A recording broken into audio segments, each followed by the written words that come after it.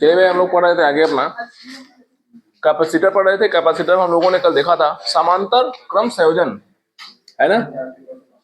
हाँ, संधारित्रों का समांतर क्रम संयोजन। तो समांतर क्रम संयोजन में हम लोगों ने क्या देखा, जितने भी संधारित्र होते हैं उनकी सभी धारिताओं को सीधा सीधा क्या कर दिया जाता है, जोड़ दिया जाता है। क्या किया जाता है, C is equal to C1 plus C2, 2 के लिए मिला था, 3 के लिए भी मिला था, क्या C3।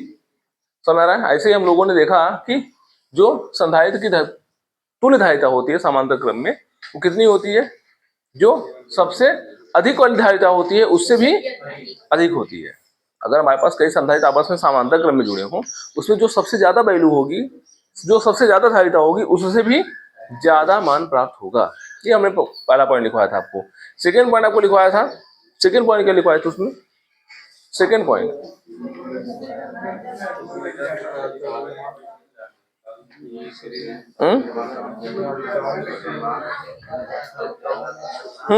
और पहला वाला,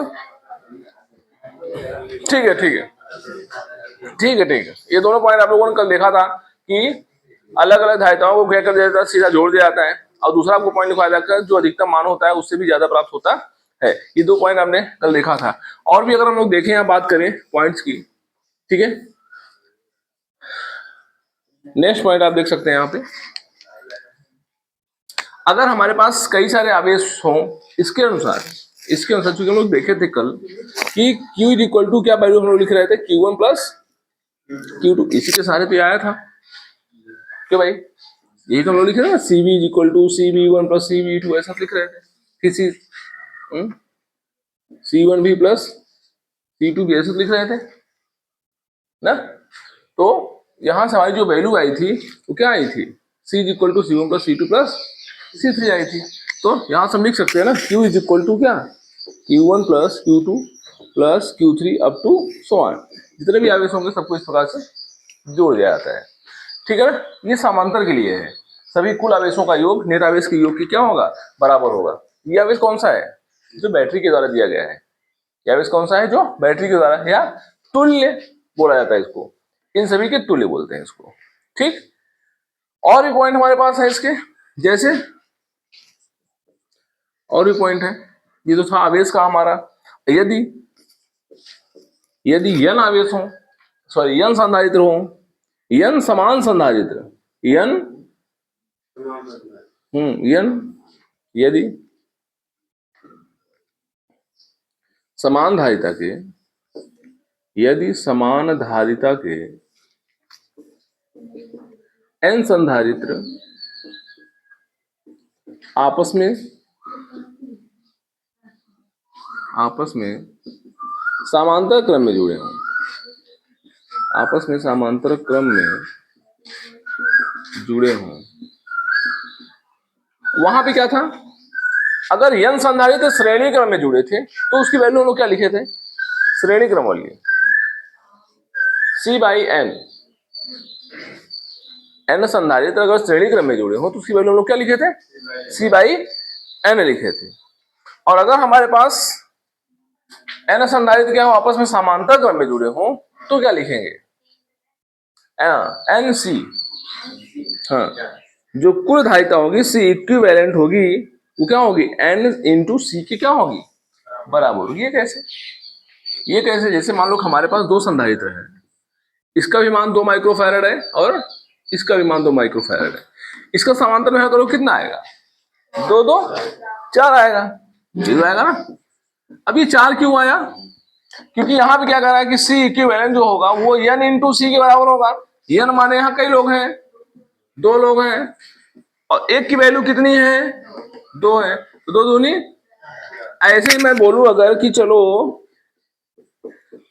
कट हो गए 1 2 3 4 5, इसका भी मान 5 माइक्रोफैरड, इसका भी 5 5, इसका भी 5, तो बता इसकी वैल्यू कितनी आएगी, 25 आएगी। पास में। अब चाहे इनको आप जोड़ करके करो, C1 plus C2 plus C3 plus C, क्योंकि जानते हैं जोड़ जो होता है ना, जो गुणा होता है वो जोड़ का ही तो भाग है। गुणा क्या है, एक प्रकार का जोड़ है, नहीं समझ रहे, गुणा क्या है प्रकार का?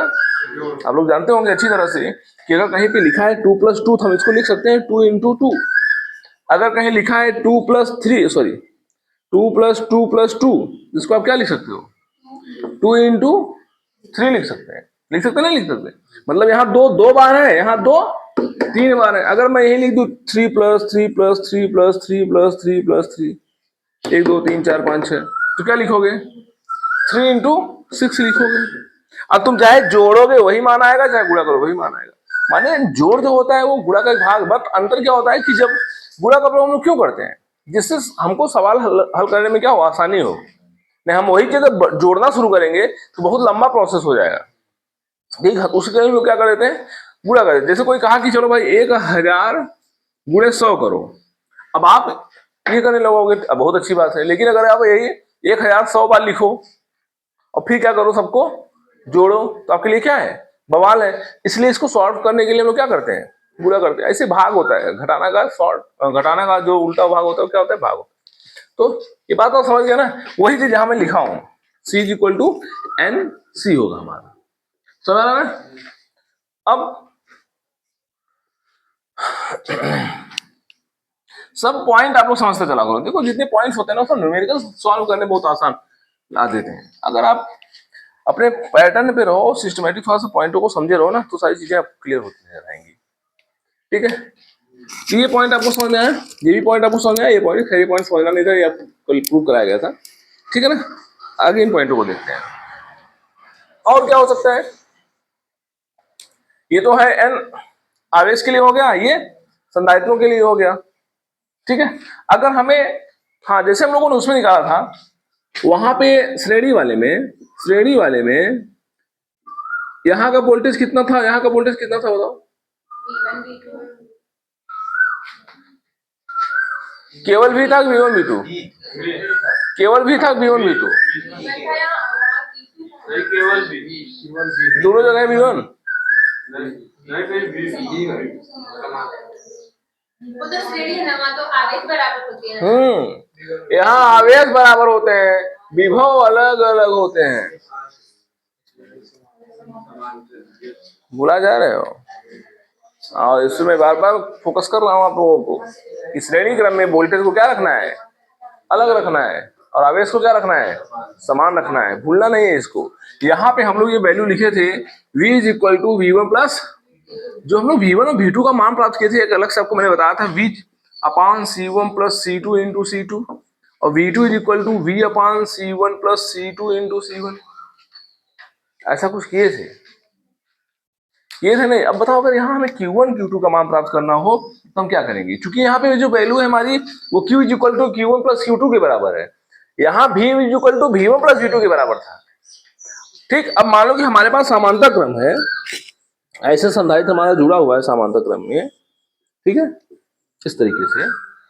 अब ये जो ये सब संधारित्र है, ये बैटरी है। ठीक है ना? इसका मान है C1 और इसका मान है C2। ठीक, यहाँ पे क्या था? V1 V2 अलग अलग थे, यहाँ पे कौन अलग अलग है? कौन अलग अलग है? आवेश अलग अलग है। Very good. यहाँ पे Q1 Q2 की कहानी चल रही है। अब अगर हमें, क्योंकि यहाँ वोल्टेज तो बराबर होगा, सिंपल सी बात है, जय वोल्टेज यहाँ लगा होगा तय वोल्टेज यहाँ भी बता रहा होगा, तय वोल्टेज यहाँ भी बता रहा होगा। हमको वोल्टेज यहाँ निकालना ही नहीं है, यहाँ हम इसको देख करके बता सकते हैं कई वोल्टेज है। अगर यहाँ 6 वोल्ट बता रहा है तो हम देख करके आंसर बता देंगे कि यहाँ भी 6 वोल्ट होगा। और जैसे आपसे पूछ लिया कि चलो बताओ टर्मिनल ए, ये ए बी है, और ये टर्मिनल मान लो सी डी है। ठीक है, आपसे कहा कि चलो बताओ ये बैटरी का वोल्टेज भी दे दिया, कितना वोल्ट? 6 वोल्ट। कह रहा कि चलो बताओ संधारित्र धारिता उत्तर दिया रहेगा, क्या बताओ ए और बी के बीच के वोल्टेज का मान क्या होगा? अब आप लगाना शुरू कर दोगे, है ना? आपको कुछ सोचना है, समांतर क्रम में सीधा देखो, यहाँ आंसर मारो। ठीक है ना? अब आपको करना कि यही चीज, अब यहाँ पे Q1 Q2 है। अब अगर मान लो यहाँ हमको आवेश निकालना होगा तो हम क्या करेंगे? क्योंकि वहां पे विभव निकालना था, अलग अलग विभव थे, तो हम लोग अलग अलग विभव निकाले थे। ठीक, और उसके लिए फॉर्मूला हमने दिया था आपको। अगर हमारे पास क्या हो, आवेश हो अलग अलग, तो आवेश अलग अलग होंगे तो आवेश अलग अलग मान क्या होंगे उनके? यहाँ पे देखो वो भी चीज हम लोग देख लेते हैं। तो Q1 = जो वैल्यू होती है वो हमारी होती है Q/C1 + C2। देखो तो पैटर्न मैच कर रहा होगा। जब मैंने यहाँ V1 लिखा था, यहां मैंने V लिखा था, वहां देखो लिखा हूं संतोष? मैं बाद में 2 मिनट बाद कहूँगा गुरुजी फिर से बताओ। Q1 is equal to Q upon C1 plus C2, V1 is equal to V upon C1 plus C2। इतना मैच कर रहा है लगभग लगभग। जब हमको आवेश निकालना होगा तो हम लोग यहाँ आवेश रखेंगे, जब हमको वोल्टेज निकालना होगा तो हम लोग यहाँ क्या रखेंगे?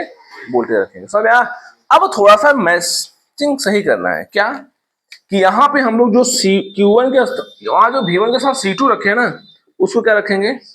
C1 ही रखेंगे। और यहाँ जब Q2 का मान निकालेंगे, अब बताओ Q2 का मान क्या होगा? Q2 का मान क्या होगा बताओ सोच के?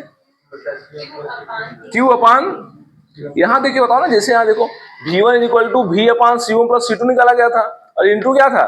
C2 था। इसको मैंने बदल दिया है। यहाँ V1 के साथ C2 था, यहाँ Q1 के साथ C1 ही लिखना है। ठीक है ना? समझ आ रहा है? समझते चलो सब। हाँ क्या करें?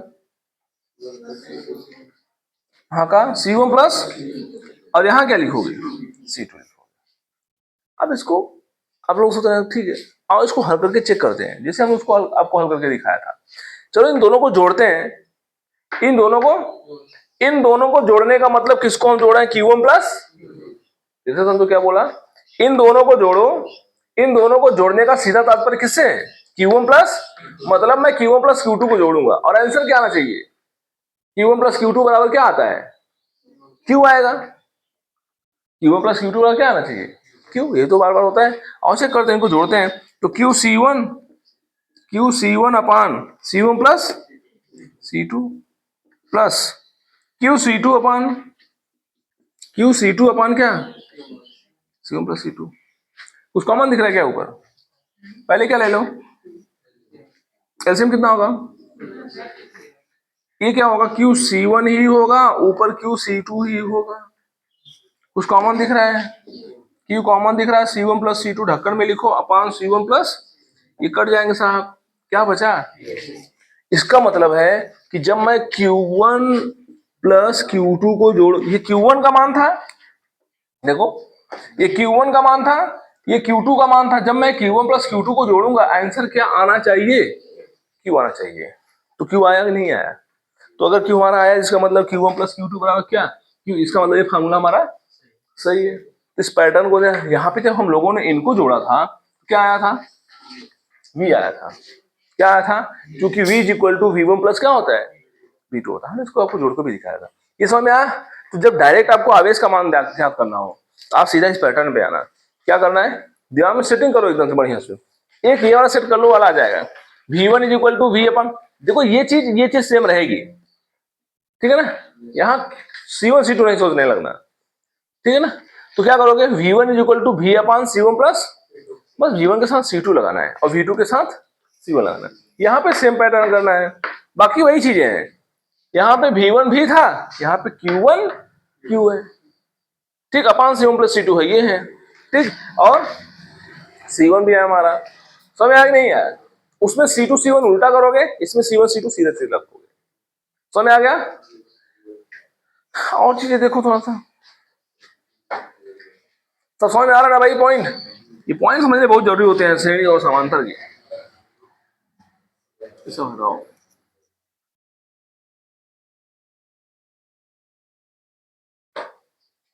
अब देखो एक बात बताओ,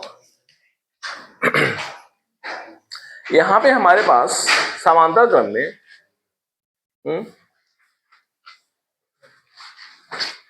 समांतर क्रम में C is equal to C1 plus, अच्छा ये भी लिख सकते हो, Q is equal to Q1 plus Q2, है ना? इसके साथ साथ और कुछ भी लिख सकते हैं,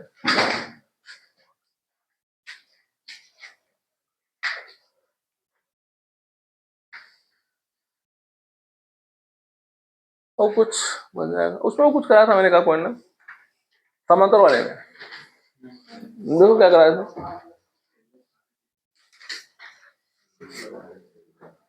एक अपान के फॉर्म में कुछ कराया था, देखो श्रेणी वाले में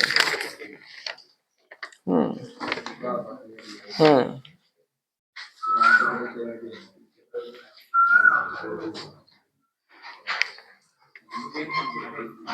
ठीक। एक बात बताओ, समांतर क्रम में वोल्टेज का मान बराबर होता है कि आवेश का मान बराबर होता है? बोलो भाई। वोल्टेज का मान बराबर, बहुत अच्छा। समांतर क्रम में वोल्टेज बराबर होता है।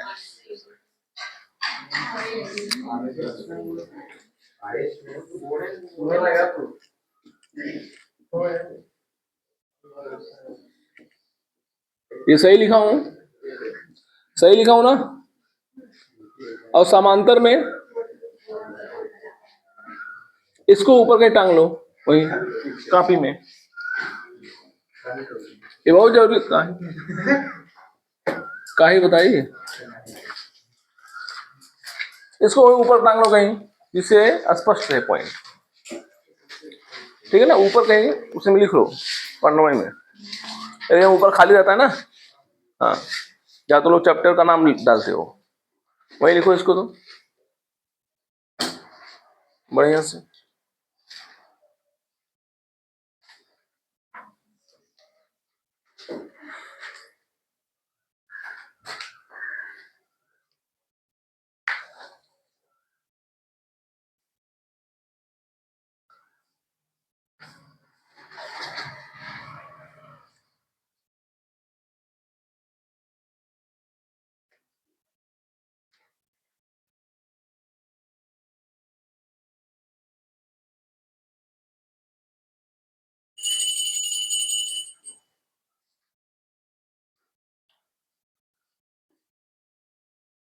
लिख लिया ना? अब बताओ,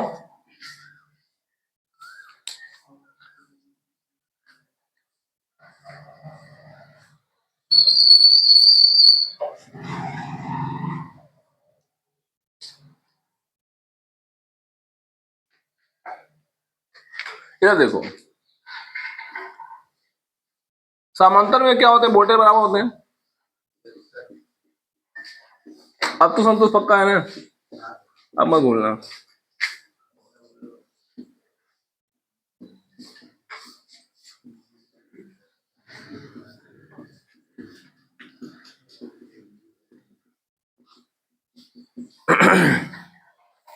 समांतर में वोल्टेज बराबर होने के कारण, समांतर में वोल्टेज बराबर होने के कारण हम क्या लिख सकते हैं? V बराबर क्या होगा? Q बाई सी। नहीं होता है? बोलो आज। यहां से ना Q बराबर सी भी होता है, नहीं होता है? ये तो होता है। Q बराबर क्या होता है? तो यहां से V निकालोगे तो ये तो मिलेगा ना, V निकालोगे Q अपान सी मिलेगा, ठीक है ना? अब उसको समझते चलो यहाँ पे। अब चूंकि वोल्टेज आपस में क्या होते हैं? बराबर होते हैं सबके। ध्यान समझना था।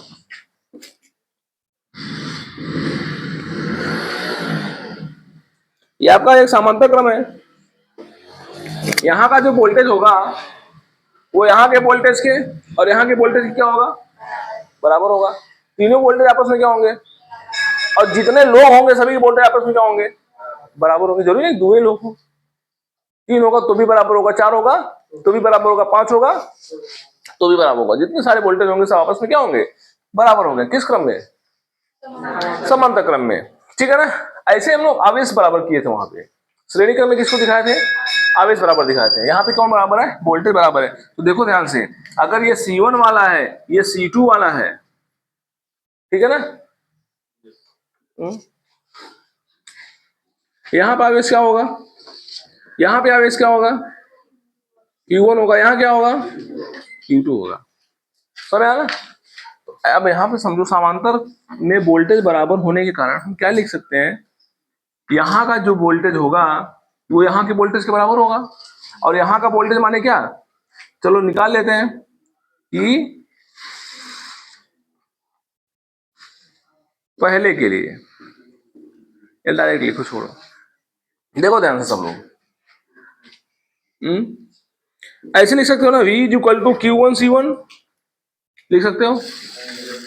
क्या लिख सकते हो? V is equal to Q by C one, V is equal to Q1 by C1, है ना। और फिर V इज इक्वल टू क्या लिख सकते हो? Q2 बाई, नहीं लिख सकते हो क्योंकि ये भी वो बराबर होगा, तो V बराबर क्या होता है? Q by C। तो V बराबर Q बाई C, तो पहले वाले के लिए Q1 बाई C1 और दूसरे वाले के लिए Q2 बाई, ये दोनों भी वो आपस में बराबर है, ये दोनों भी वो आपस में बराबर है। अगर लेफ्ट साइड दोनों आपस में बराबर होंगे तो राइट साइड भी आपस में क्या होंगे? बराबर होंगे। इसका मतलब आप Q1 बटे C1 बराबर Q2 बटे C2 लिख सकते हो। तो Q1 बटा C1 बराबर Q2 बटा C2 लिख सकते हो। समझ में आया? ये कब काम में आएगा? जब दो संधारित्र दिए हों, दो संधारित्र दिए हों, एक के आवेश का मान पता हो, दूसरे के आवेश का मान न पता हो। समझा? जब दो संधारित्र दिए हों, उनकी धारिताएं दी हों और एक आवेश न पता हो और एक आवेश पता हो, तो दूसरे आवेश की गणना आराम से कर सकते हैं। यहां से हम क्या लिख सकते हैं? क्या लिख सकते हैं? Q1 C2 बराबर Q2, संतोष बोलो क्या लिखूं? अरे क्लास बताओ, अभी जो बोला मैंने, अभी क्या बोला? Q1 C2 इसका गुणा इधर, इसका गुणा इधर, क्रॉस मल्टीप्लीकेशन करो। Q1 C2 बराबर Q2, अब बोलो संतोष, बोलो Q1 C2 बराबर, बराबर क्या? C2 Q2 C1, ठीक है, सही है कि नहीं? तो आप चाहे ये लिखो चाहे ये, दोनों पैटर्न आपस में क्या है? बराबर। आप ये भी कर सकते हो, अगर 3 संधारित्र हो, 4 संधारित्र हो, 5 संधारित्र हो, आप क्या लिख सकते हो? Q1 बटा C1 बराबर Q2 बटा C2 बराबर Q3 बटा C3 बराबर Q4 बटा C4, इस क्रम में आप लिखते जा सकते हैं आगे। चलो फिर से समझते हैं एक बार हम लोग जानते हैं कि जो तुल्य आवेश होगा वो सभी अलग अलग आवेशों के योग के क्या होगा?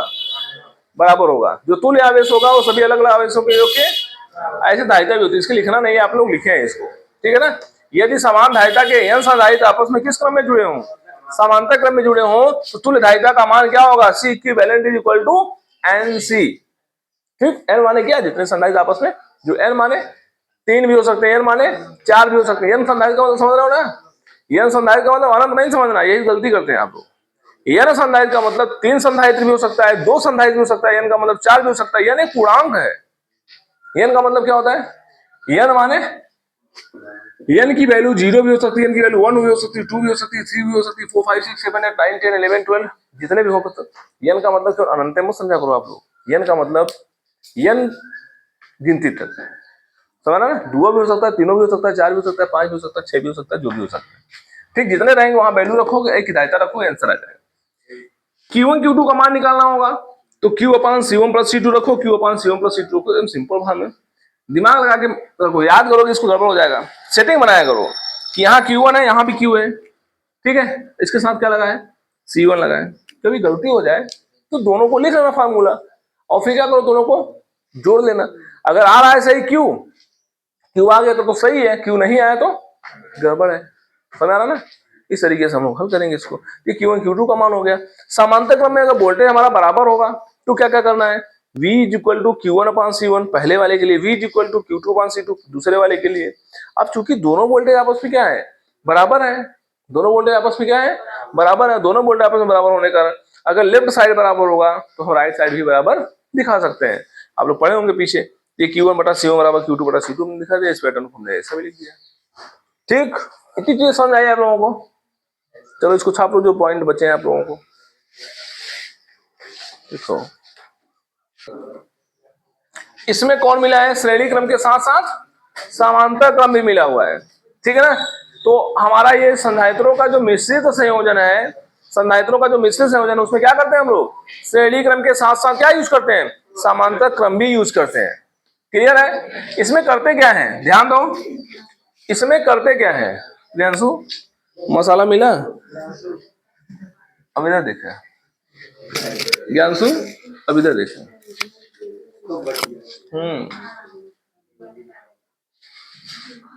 इसमें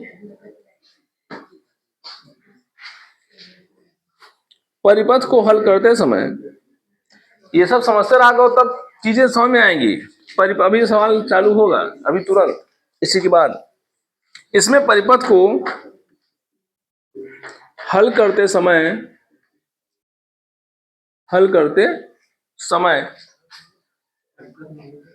हाँ? परिपथ का होगी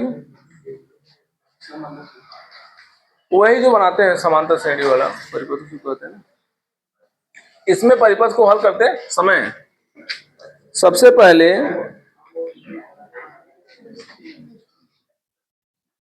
पहले श्रेणी क्रम को हल करते हैं।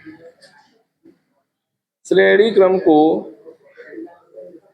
हल करते हैं, तत्पश्चात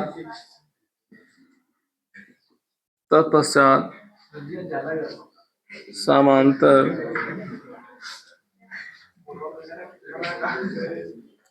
क्रम में हल कर तुल्य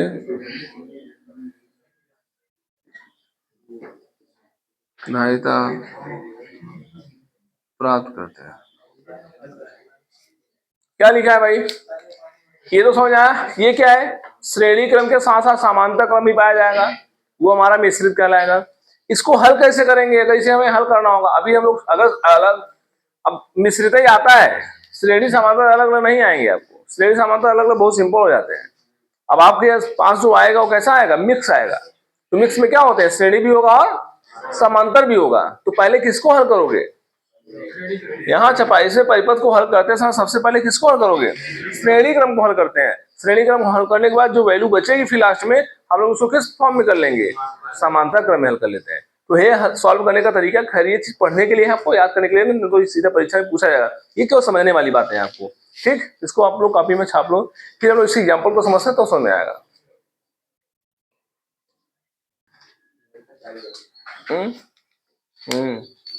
find the value of C A B. अब ये सी ए बी का मतलब क्या समझ रहे हो? पूरी धारिता का मान किसके किसके बीच? ए व बी के बीच। यानी अगर मैं इन तीनों को मिला करके एक संधारित्र की बात करूं ऐसा, तो वह कितने का होगा? अगर इन तीनों को आपस में मैं क्या करूं? मिला दूं, तो वह जो संधारित्र बनेगा वह कितने का बनेगा? ठीक, तो चलो समझते हैं कितने का बनेगा भाई। पहले हम लोग क्या करते हैं? इस परिपथ को हल करते समय सबसे पहले किस क्रम को हल किया जाता है? तो ध्यान दो, जब मैं यहां से चलूंगा, आज आप लोगों को सिखा रहा हूं, इसको सीखोगे। छोटा सवाल है, अभी आने वाले समय में बड़ा बड़ा सवाल दूंगा, ठीक है ना? तो जब छोटे में साइज ध्यान देकर रहोगे तो बड़े ये नहीं आएगा परीक्षा में। ये बहुत छोटा सवाल है, इतना सरल सवाल परीक्षा में नहीं आने वाला, ठीक? ये केवल आपको क्या कर रहा हूं मैं, अभी स्टार्टिंग कर रहा हूं, आप इसको सही से समझने की कोशिश करो। देखो, जब आप यहां से चलोगे, यहां से कौन चलेगा? मतलब धारा चलेगी। धारा कैसे चलेगी? ऐसे बैटरी आपकी जुड़ी रहेगी इस तरीके से। जब बैटरी से धारा निकलेगी तो ऐसे जाएगी ना, ठीक है? धारा यहां से एंट्री लेगी। जब धारा यहां से एंट्री लेगी, यहां पहुंचते ही कितने भागों में बढ़ जाएगी? 2 भागों में बढ़ जाएगी। कुछ धारा उधर जाने लगेगी, कुछ धारा इधर जाने लगेगी। अब देखो ध्यान से, जैसे ही 2 धाराएं आपस में बढ़ जाए, तो जिधर एक धारा गई है उसको पकड़ो। अब कहां तक जाओ? उस पॉइंट तक जहां से छोड़े हो, मिलाए हो, ठीक? जहां से लोग छोड़े हैं इनको वहां क्या करो? मिलाओ। ये जाकर के यहां मिलेगा, ये जाकर के यहां मिलेगा। इसका मतलब हमको 2 लाइन मिल रहा है, एक यहां से लेकर के यहां तक और एक यहां से लेकर के। अब इन दोनों लाइनों में आपको ये काम करना है कि ये चेक करो कि जो दोनों लाइन अलग अलग गए हैं उसमें 2 या 2 से अधिक तो नहीं है। अगर 2 या 2 से अधिक होंगे तो पहले हम उसे श्रेणी क्रम में हल करेंगे, और अगर अकेला होगा तो उसमें भी कुछ नहीं करना है। जैसे इस रास्ते पर अकेला है, इसमें अभी कुछ नहीं करना है आपको। लेकिन इस रास्ते पर कितने लोग जुड़े हैं आपस में? 2 लोग। और ये दोनों किस क्रम में हैं? ये दोनों आपस में किस क्रम में हैं? श्रेणी क्रम में है। समझा? और जब श्रेणी क्रम में होंगे, इसका परिपथ बनाओगे, देखो ध्यान से, इसका परिपथ तैयार करोगे तो क्या होगा? इन दोनों को हल करो श्रेणी क्रम में, इन दोनों को हल करो श्रेणी क्रम में, कितना आएगा? कितना आएगा? श्रेणी क्रम का फार्मूला लगाओ, C1 C2 upon C1 plus 2×4, यही तो आएगा।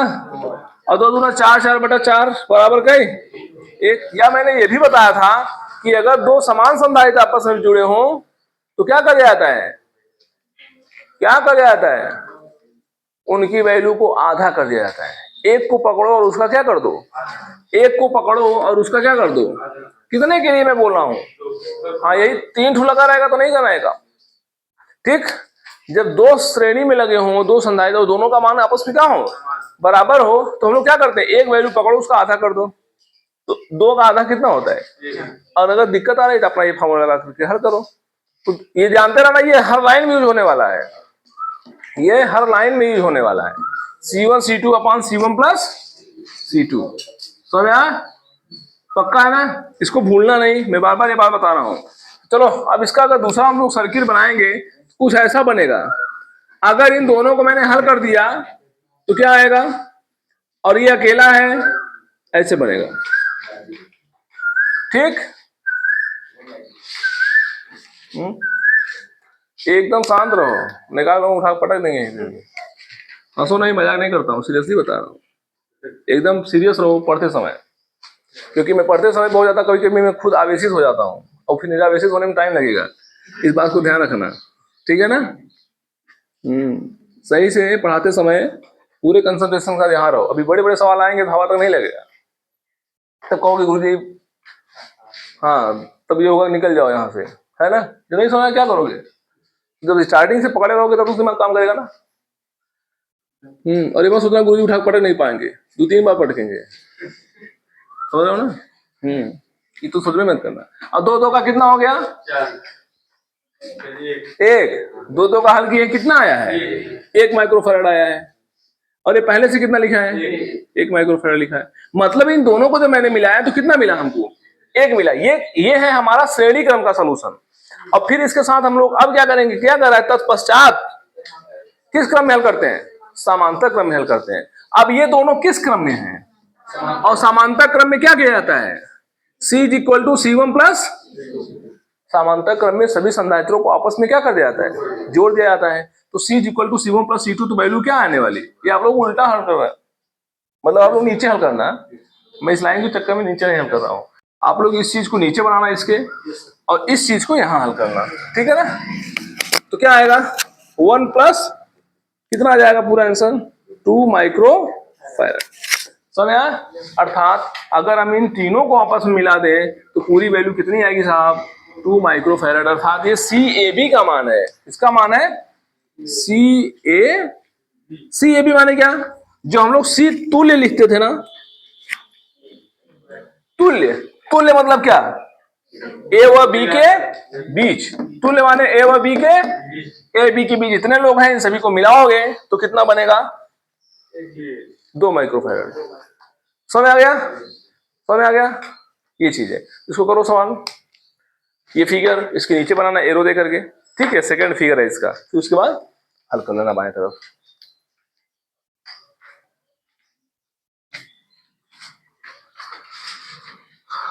क्लास करते समय पूरा एकदम सीरियस रहा करो, क्योंकि ये दुनिया का सबसे बड़ा काम है आपका, और इसमें मजाक करोगे तो आपका मजाक बन जाएगा और आप कुछ भी नहीं कर पाओगे। इसलिए 1 by 1 एक एक क्वेश्चन को सीरियसली समझो बढ़िया से।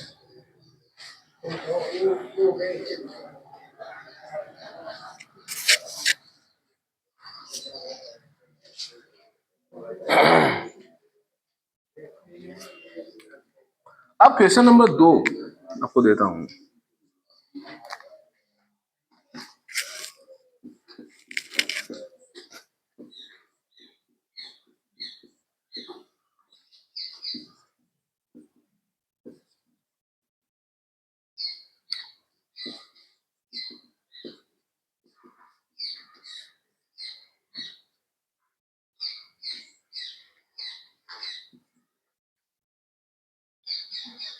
दूसरे के लिए CAB का मान बताना है,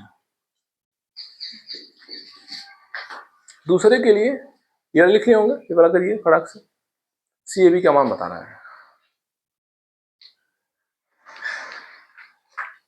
पहले तो बताओ इसको बिना सॉल्व किए कौन आंसर बता सकता है, बिना सॉल्व किए ऐसे देख करके, है नीचे में यार,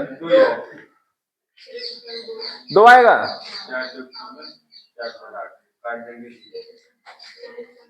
सोच लो।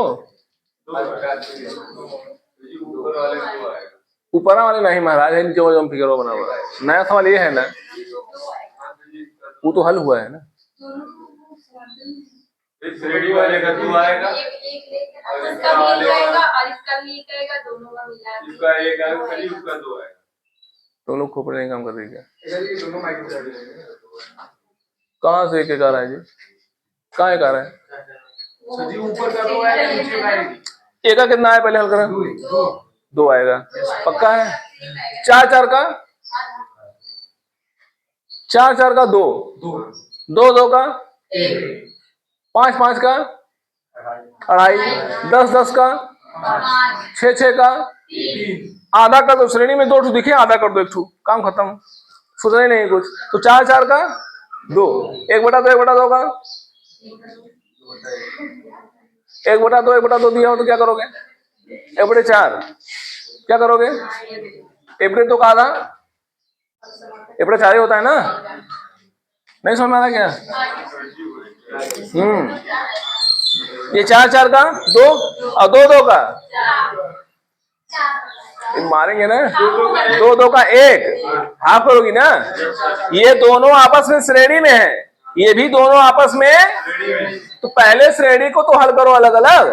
तो जब इन दोनों श्रेणी को हल करोगे तो नया फिगर, अभी मत सोचना कि दादाजी हमारे पूछते थे 2 2 तो कितना होता है, बताते थे 4। यहाँ कहानी उल्टा चलेगी तो ना, यहाँ 2 2 का कितना बताना है, 1 बताना। हर जगह नहीं बताना है क्योंकि कैपेसिटर में पता तेरा पैसा में जोड़ रहे हो कि 2 2 का गुरु जी सिखाए हैं, 2 2 कैसे होता है। ध्यान दो भाई, अब ध्यान दो कितना बढ़िया हल हो रहा है, मस्त एकदम। थोड़ा सा दिमाग लगाओगे फिगर आसान हो जाएंगे, दिमाग सेट हो जाएगा। 4 4 का 2, अब 2 बोलोगे कि आधा बोलोगे जी? 2 माइक्रोफैरड और 2 2 का 1 माइक्रोफैरड।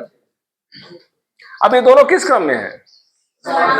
समांतर क्रम में। और समांतर क्रम में संधारित तो क्या किया जाता है? सीधा जोड़ दिया जाता है। तो C = C1 प्लस C2, तो मान आ जाएगा C = C1 प्लस C2। तो रखोगे द्विघन 1 बराबर कई माइक्रोफैरड।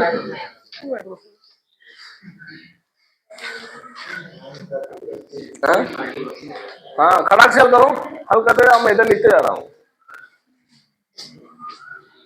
इसी ने कहा दिमाग चला लोगे तो मजा आ जाने वाला है।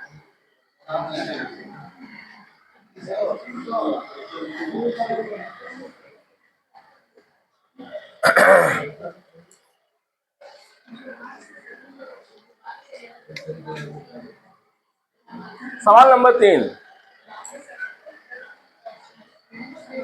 सवाल नंबर 3।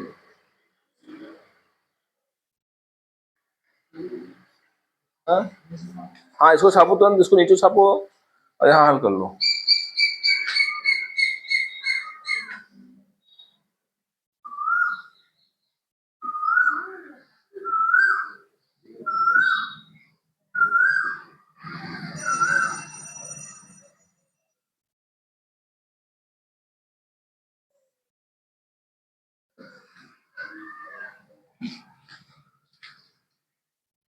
सवाल देख के 1% टेंशन नहीं लेना, ना तो घबराना, सब एकदम सरल सरल सवाल है।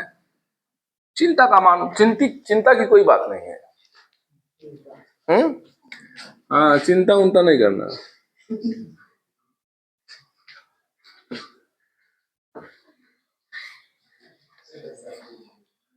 ठीक है, हाँ सबका मान तो दे दूं मैं, तुम लोग ऐसे हल करने लगोगे। करोगे नहीं करोगे? अभी पूछो कितने लोग उत्तर बता देंगे। चलो 4 माइक्रोफैरड, सब 4 4 माइक्रोफैरड के हैं, सब 4 4 माइक्रोफैरड के हैं।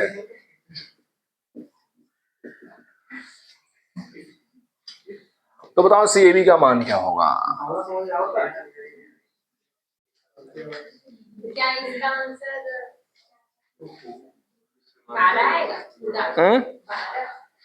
12?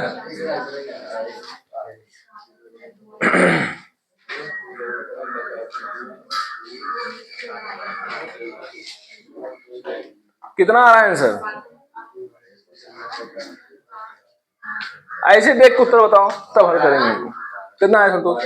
कैसे है रुक गया? कैसे संतोष है 12? है ही वाला कितना आएगा ये?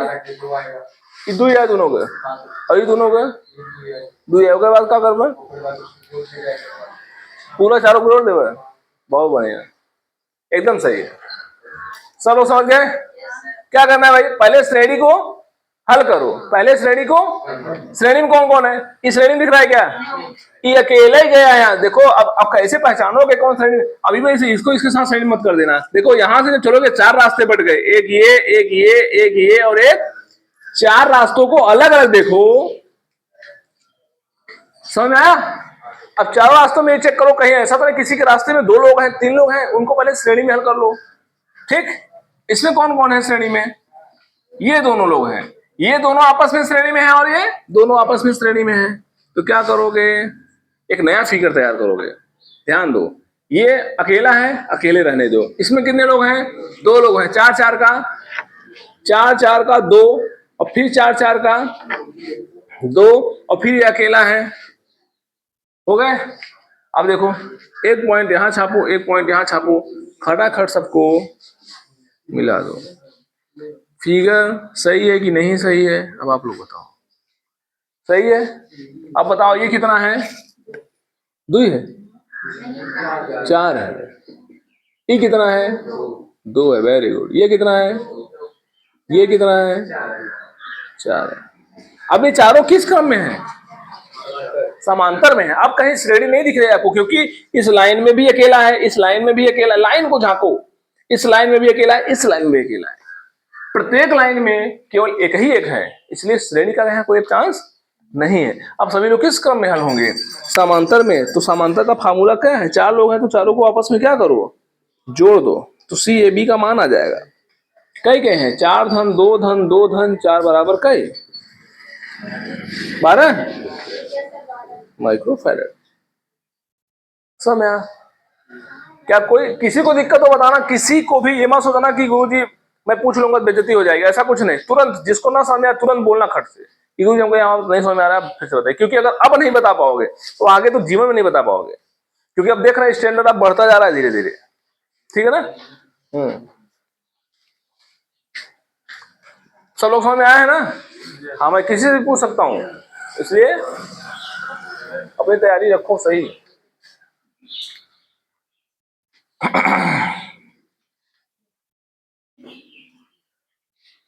छप गया है? छाप लो जल्दी, छापो छापो। तो मैं अगला फिगर तैयार कर रहा हूँ ना। सवाल नंबर 4।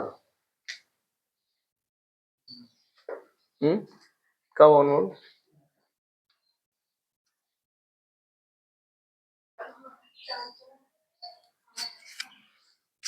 क्या चार्ज आ रहा है? ये 12 नहीं जमा आ रहा है जी। ये पूरा जोड़ दो, C1 C2 C3 C4। 4 2 6 2 8 4 2 6 2 8 8 4 12।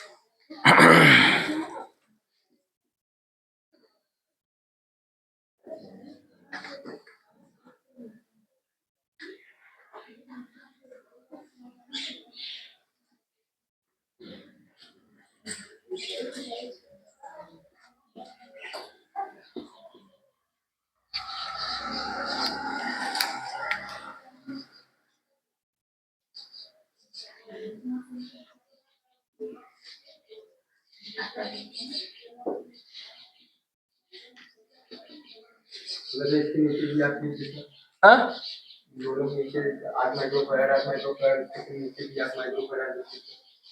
तो और हल हो गया उसका। वो भी एल होगा।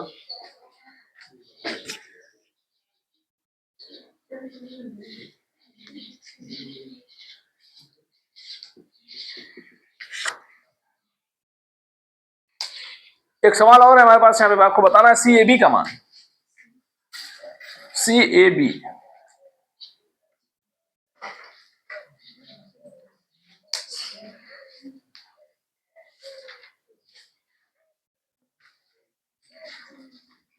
हटा देना ये तो आपको हो गया सबका